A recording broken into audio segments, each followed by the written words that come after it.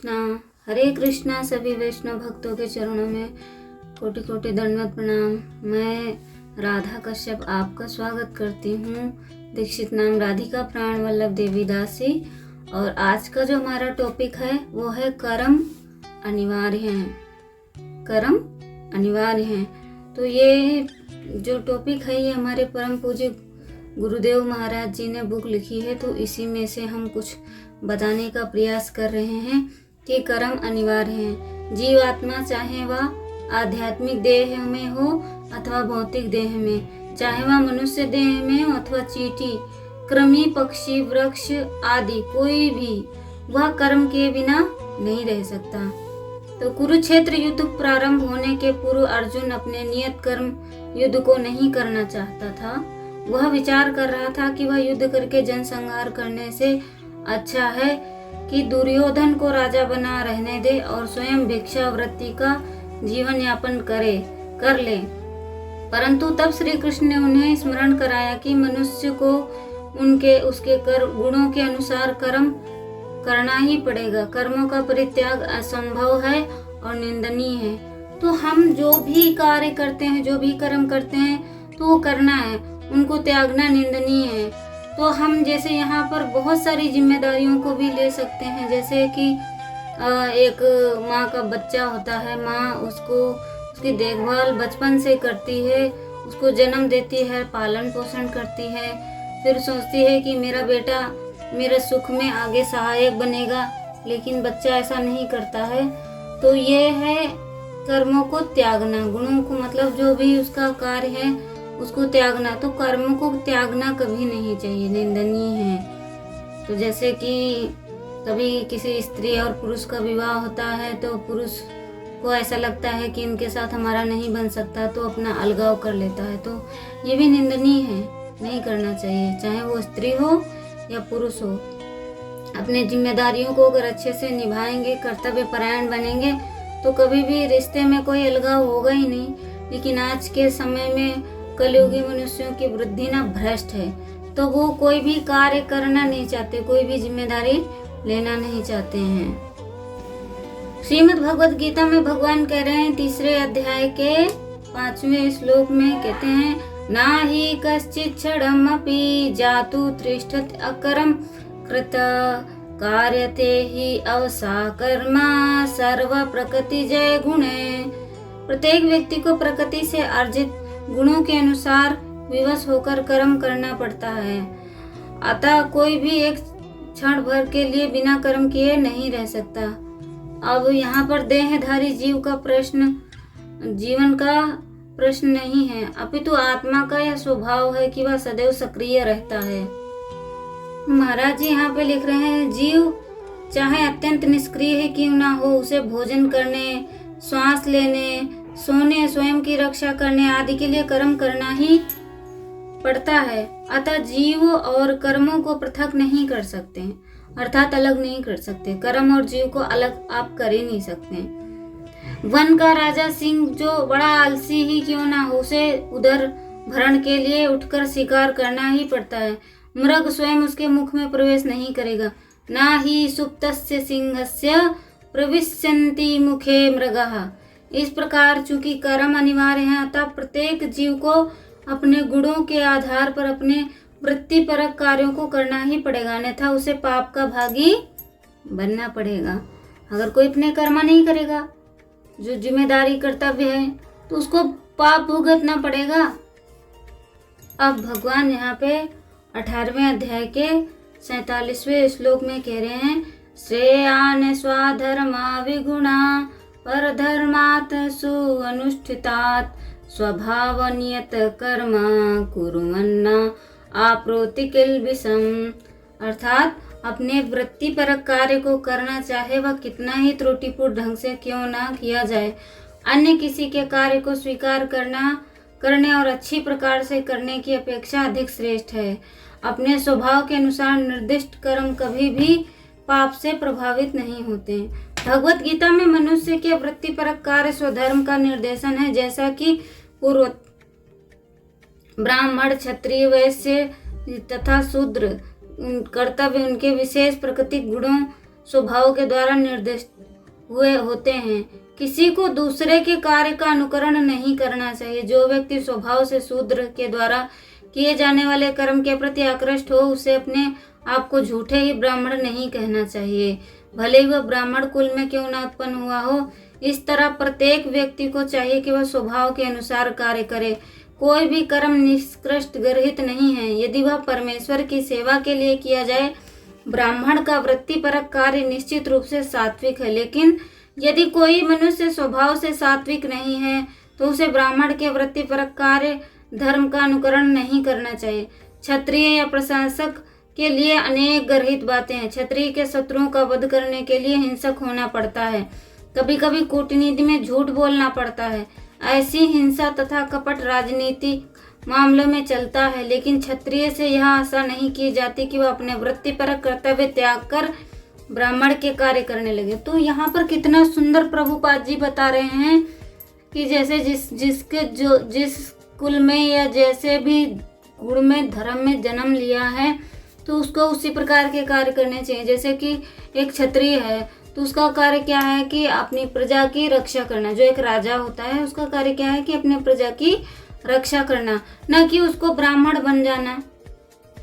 उसको त्यागना नहीं चाहिए अपने कार्य को। तो आजकल तो यही देखा जा रहा कि हर एक व्यक्ति, हर एक दूसरा व्यक्ति दूसरों के कार्यों को कर रहा है।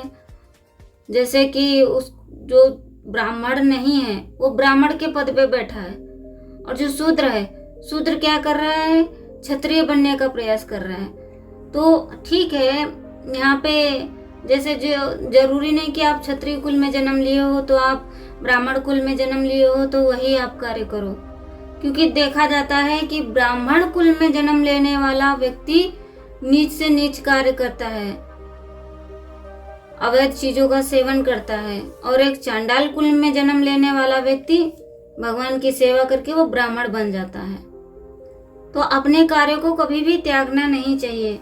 इसलिए कहा जाता है कि अपने अपने कार्य करो, अपने अपने कार्यों को त्यागो मत।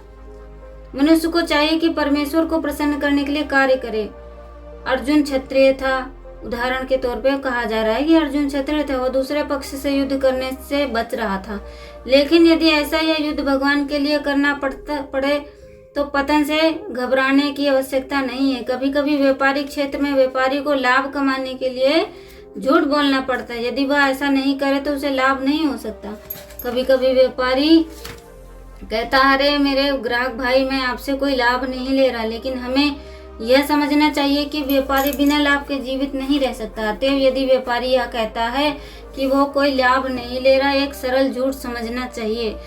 लेकिन व्यापारी को यह नहीं सोचना चाहिए क्योंकि वह ऐसे कार्य में लगा जिससे झूठ बोलना आवश्यक है, अतः उसे यह इस व्यवसाय वैश्य कर्म को त्याग कर ब्राह्मण की वृत्ति ग्रहण कर लेनी चाहिए। इसकी शास्त्रों में द्वारा संतुष्टि नहीं की जाए, चाहे वह क्षत्रिय हो, वैश्य हो, शूद्र हो। यदि वह इस कार्य से भगवान की सेवा करता है तो कोई आपत्ति नहीं। कभी कभी विभिन्न यज्ञों का संपादन करते समय ब्राह्मणों को पशुओं की हत्या करनी पड़ती है, क्योंकि इन अनुष्ठानों में पशु की बलि देनी होती है। इसी प्रकार यदि क्षत्रिय अपने कार्य में लगा रहकर शत्रु का वध करता है तो उसे पाप नहीं चढ़ता, उसे पाप नहीं चढ़ता। हर मनुष्य को यज्ञ के लिए अथवा भगवान विष्णु के लिए कार्य करने चाहिए। निजी इंद्रिय तृप्ति के लिए किया गया कार्य कोई भी कार्य बंधन का कारण है। अगर हम सोचें कि जैसे पशु बलि करी, हमें खाना है, तो वो बंधन का कारण है। और जैसे कि देखा जाता है कि कुछ जगहों पे पशु बलि दी जाती है उनकी कुल देवी की, तो ये एक जैसे ये तो एक कार्य ठीक नहीं है, पर वो परंपरा इनकी चलती आ रही है, इस परंपरा को नहीं बदल सकते, तो उन पशु की बलि दी जाती है। तो ऐसा थोड़ी ना है कि हर कार्य में आप पशु की बलि देते रहो। जहाँ पे आवश्यकता है वहां पे पशु की बलि दो। और इस श्लोक में श्रील प्रभुपाद कहते हैं, जो व्यक्ति स्वभाव से शूद्र के द्वारा किए जाने वाले कर्म के प्रति आकृष्ट हो, उसे अपने आप को झूठे ही ब्राह्मण नहीं कहना चाहिए, भले ही वो ब्राह्मण कुल में क्यों न उत्पन्न हुआ हो। इस प्रकार प्रत्येक व्यक्ति को चाहिए कि अपने स्वभाव के अनुसार कार्य करे। भारतवर्ष में एक जाति विशेष पशुओं की स्वाभाविक मृत्यु होने पर उसकी त्वचा को चमड़े के रूप में उतारती है, जिससे एक अन्य जाति विशेष के लोग जूते आदि बनाते हैं। ये जूते अहिंसा जूते कहलाते हैं। प्रथम दृष्टया के कर्म दोषपूर्ण लगते हैं, परंतु जब कर्ता अपने स्वभाव और गुणों के आधार पर ऐसे जघन्य कर्म करता है तो उसे कोई पाप नहीं लगता है।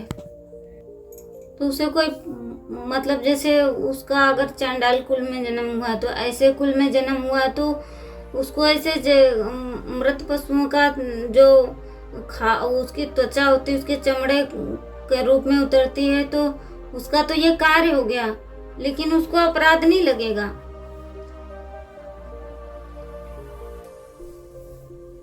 बल्कि उसे प्रकृति के गुणवश में ये कार्य करने ही पड़ेंगे। इसी प्रकार अर्जुन कुरुक्षेत्र में युद्ध करने के लिए उद्यत था, क्योंकि वह स्वभाव और गुणों के आधार पर एक क्षत्रिय था।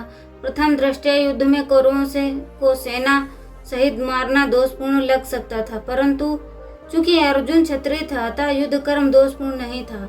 अतः वृत्तिपरक एवं स्वभाव गुणों पर आधारित कर्म ना तो दोषपूर्ण है, ना ही परित्याज है। अब यहाँ पे भगवान कह रहे हैं 18वें अध्याय के 48वें श्लोक में, सहजम कर्म कौन्तेय सादोषम अपि न त्याजेत सर्व आरंभा ही दोषेण धूमेन अग्र इव आवृतः। प्रत्येक उद्योग प्रयास किसी न किसी दोष से आवृत होता है। जिस प्रकार अग्नि धुएं से आवृत रहती है, अतएव हे कुंती पुत्र, मनुष्य को चाहिए कि स्वभाव से उत्पन्न कर्म को भले ही वह दोषपूर्ण क्यों ना हो कभी त्यागे नहीं।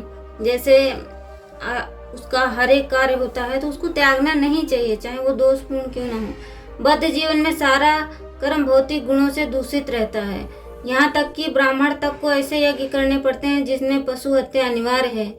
इसी प्रकार चाहे क्षत्रिय कितना ही पवित्र क्यों ना हो, उसे शत्रुओं से युद्ध करना ही पड़ता है, वह इससे बच नहीं सकता। इसी प्रकार व्यापारी को चाहे कितना ही पवित्र क्यों ना हो, अपने व्यापार में बने रहने के लिए कभी कभी लाभ को छुपाना पड़ता है। यदि कभी काला बाजार चलाना पड़ता है तो बातें आवश्यक हैं, इनसे बचा नहीं जा सकता। इसी प्रकार यदि शूद्र होकर बुरे स्वामी की सेवा करनी पड़े तो उसे स्वामी की आज्ञा का पालन करना होता है, भले ही ऐसा क्यों ना होना चाहिए। तब इन दोषों के होते हुए भी मनुष्य अपने को निर्दिष्ट कर्तव्य करते रहना चाहिए, क्योंकि वे स्वभावगत हैं। यहाँ एक अत्यंत सुंदर उदाहरण है दिया जाता है। यदि अग्नि शुद्ध होती तो उसे भी उसमें धुआं रहता है, लेकिन इतने पर भी अग्नि अशुद्ध नहीं होती।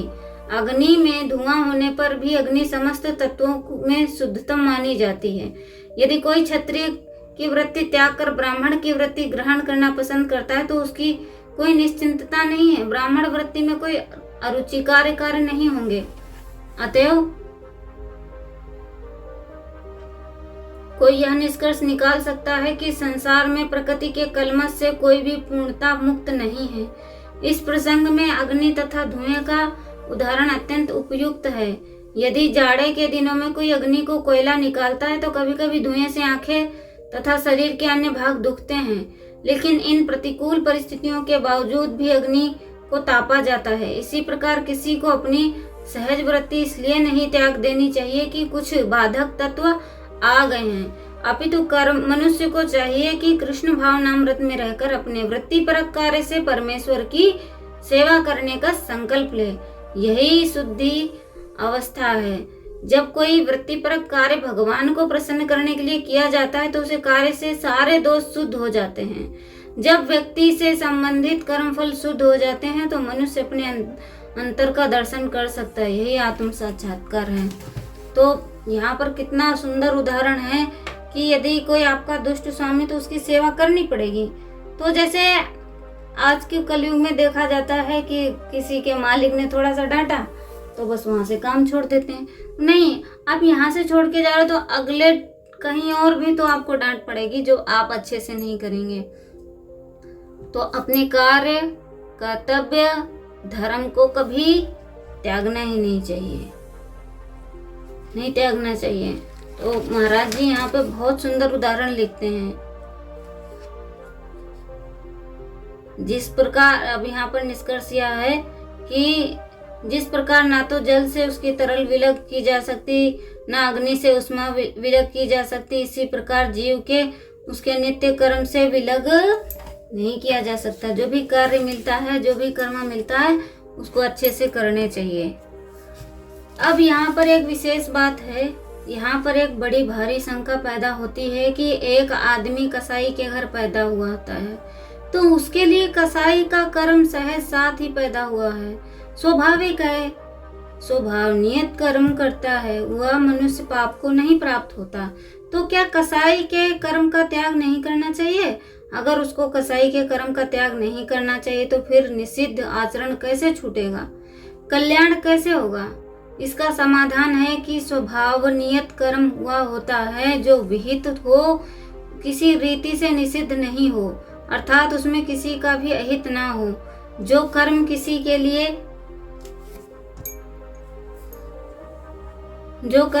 के लिए भी अहित कारक होते हैं, वे सहज कर्म में नहीं लिए जाते।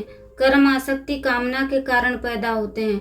निषिद्ध कर्म चाहे वह जन्म में बना हो अथवा चाहे पूर्व जन्म में बना हो, वह दोष वाला ही है। दोष भाग त्याज्य होता है, क्योंकि दोष आसुरी संपत्ति है और गुण दैवी संपत्ति। पहले जन्म के संस्कारों में भी दुर्गुण दुराचारों में रुचि हो सकती है, पर वह रुचि दुर्गुण दुराचार करने में बाध्य नहीं करती। विवेक, सद्विचार, सत्संग, शास्त्र आदि के द्वारा उस रुचि को मिटाया जा सकता है। युक्ति से भी देखा जाए तो कोई भी प्राणी अपना अहित नहीं चाहता, अपनी हत्या नहीं चाहता, अतः किसी का हत्या करने का अधिकार किसी को भी नहीं है। मनुष्य अपने लिए अच्छा काम चाहता है तो उसे दूसरों के लिए भी अच्छा काम करना चाहिए।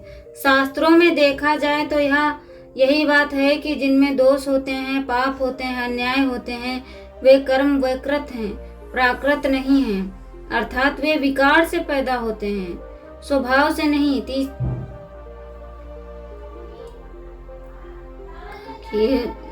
कामना को लेकर, क्रोध को लेकर, स्वार्थ और अभिमान को लेकर जो कर्म किए जाते हैं वे कर्म शुद्ध नहीं होते, अशुद्ध होते हैं। अब यहाँ पर यह है, जैसे कि कोई कसाई के घर में पैदा हुआ, तो ये जैसे कि उनको लगता है कि मेरा बेटा यही काम करेगा, तो ये तो कामना हो गई।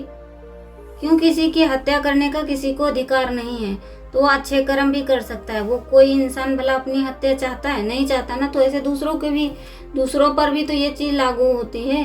तो यहाँ पर यही है कि ये सब चीजें ना, जो भी जैसे कसाई के घर पैदा हो, तो ये कामना से ही उत्पन्न होते हैं कि मेरा पुत्र है, ये भी बहुत बड़ा कसाई बनेगा, बहुत बड़ी दुकान खोलेगा, ये कसाई मतलब नॉनवेज वगैरह ये काटने पीटने का, तो ये कामना है, यहाँ पर गुण नहीं है। और कामना को लेकर, क्रोध को लेकर, स्वार्थ और अभिमान को लेकर जो कर्म किए जाते हैं वे कर्म शुद्ध नहीं होते, अशुद्ध होते हैं। परमात्मा प्राप्ति के उद्देश्यों में जो कर्म किए जाते हैं उन कर्मों में भिन्नता रहती है, पर वे दोषी नहीं होते।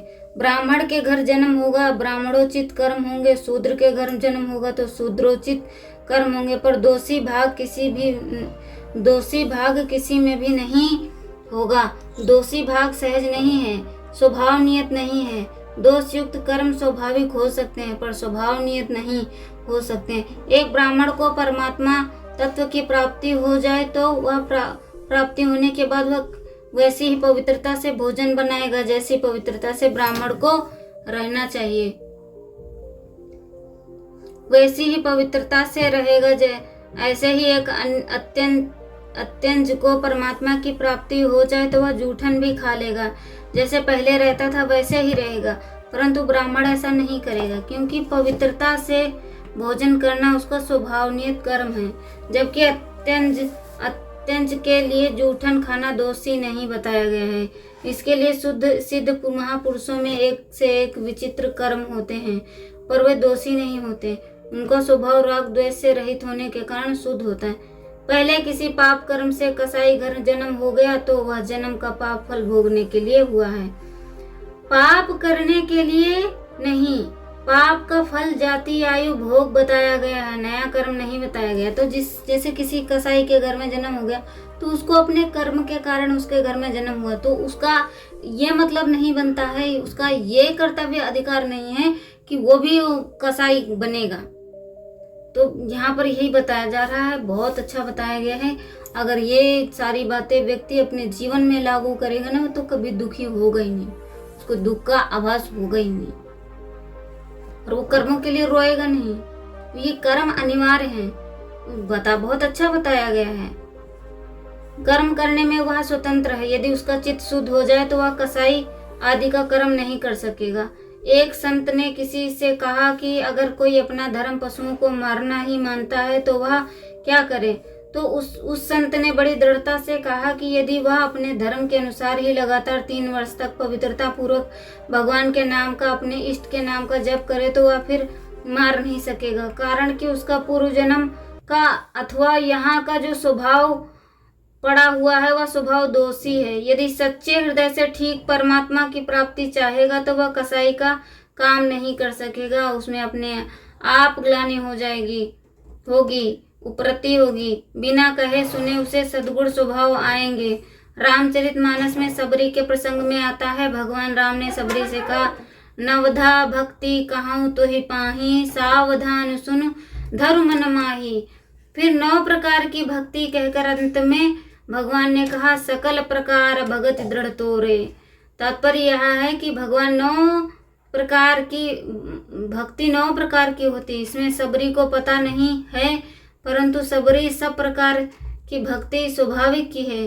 सत्संग, भजन, ध्यान आदि करने से जिन गुणों का हमें ज्ञान नहीं है वे गुण भी आ जाते हैं। जो केवल दूसरों को सुनाने के लिए याद करते हैं वे दूसरों को बता देंगे, पर आचरण में हम गुण तभी आएंगे जब अपना स्वभाव शुद्ध करके परमात्मा की तरफ चलेंगे। इसीलिए मनुष्य को अपना स्वभाव और अपने कर्म शुद्ध निर्मल बनाने चाहिए। इसमें कोई भी परतंत्र नहीं है, कोई निर्बल नहीं है, कोई अयोग्य नहीं है, कोई अपात्र नहीं है। मनुष्य के मन में ऐसा आता है कि मैं कर्तव्य का पालन करने में, सद्गुणों को लाने में असमर्थ हूँ, परंतु वास्तव में वह असमर्थ नहीं है। सांसारिक भोगों की आदत और पदार्थों के संग्रह की रुचि होने की असमर्थता का अनुभव होता। उद्धार के योग्य समझकर ही भगवान ने मनुष्य शरीर दिया है। इसीलिए अपने स्वभाव का सुधार करके अपना उद्धार करने में प्रत्येक मनुष्य स्वतंत्र है, सबल है, योग्य है, समर्थ है। स्वभाव का सुधार करना असंभव है ही नहीं, कठिन भी नहीं है। मनुष्य को मुक्ति का द्वार कहा गया है। साधन धाम मोक्ष कर द्वारा। यदि स्वभाव का सुधार करना संभव होता है तो इसे मुक्ति का द्वार कैसे कहा जा सकता है। अगर मनुष्य अपने स्वभाव का सुधार ना कर सके तो फिर मनुष्य जीवन की सार्थकता क्या हुई। धर्म स्वरूप कर्म को करने से पाप बन तो सकता है पर लग नहीं सकता। पाप लगने में मुख्य कारण भाव है, क्रिया नहीं। अतः पाप कर्मों से नहीं लगता, प्रत्युत स्वार्थ और अभिमान आने से लगता है। हरे कृष्णा। तो यहाँ पे इतने सुंदर सुंदर उदाहरण हैं और बहुत सुंदर उदाहरण महाराज ने लिखे हैं, प्रभुपाद जी ने लिखे हैं कि यदि आप लगातार, जैसे आपका जन्म एक कसाई के घर में हुआ है, आपका जन्म इसलिए कसाई के घर में हुआ क्योंकि आपने पहले के कर्म ठीक नहीं किए हैं, इस वजह से आपका जन्म कसाई के घर में हुआ है। उसको ठीक करने के लिए, वहाँ पे कसाई बनने के लिए नहीं हुआ है। तो हमें यही सोचना चाहिए कि जो भी हमें जन्म मिला है ये सिर्फ परमात्मा को प्राप्ति करने के लिए, इसलिए मनुष्य को मुक्ति का द्वार कहा जाता है। तो हमें क्या करना चाहिए, हमें सिर्फ और सिर्फ भगवान नाम का जाप करना चाहिए, भगवान की सेवा करनी चाहिए, वैष्णव भक्तों का संग करना चाहिए। कलयुग में एक नाम आधारा, सुमर सुमर न उतरे पारा। हरे कृष्णा कृष्णा कृष्णा हरे हरे, हरे राम राम राम हरे हरे। तो ये कर्म है जो अनिवार्य हैं, तो इन कर्मों से हम कभी भी नहीं बच सकते हैं। इसलिए जो भी कर्म मिल रहे हैं उनको करने चाहिए। अगर यहाँ पर एक बहुत सुंदर पॉइंट था कि अगर किसी ने हृदय से परमात्मा प्राप्ति का दृढ़ निश्चय संकल्प ले लिया तो वो कसाई बन ही नहीं सकता, और वो डरेगा, उसके अंदर वो भाव आ ही नहीं सकते। तो बहुत सुंदर है, इसमें बहुत गूढ़ रहस्य अगर बताने लगेंगे तो समय ज़्यादा हो जाएगा, इसलिए धीरे धीरे बताएंगे और आप लोगों को समझ में भी आएगा। ज़्यादा बोलेंगे तो ज़्यादा सुनेंगे भी नहीं, समझ में भी नहीं आएगा। हरे कृष्णा। मिलते हैं हम अगली वीडियो में अपने। हरे कृष्णा।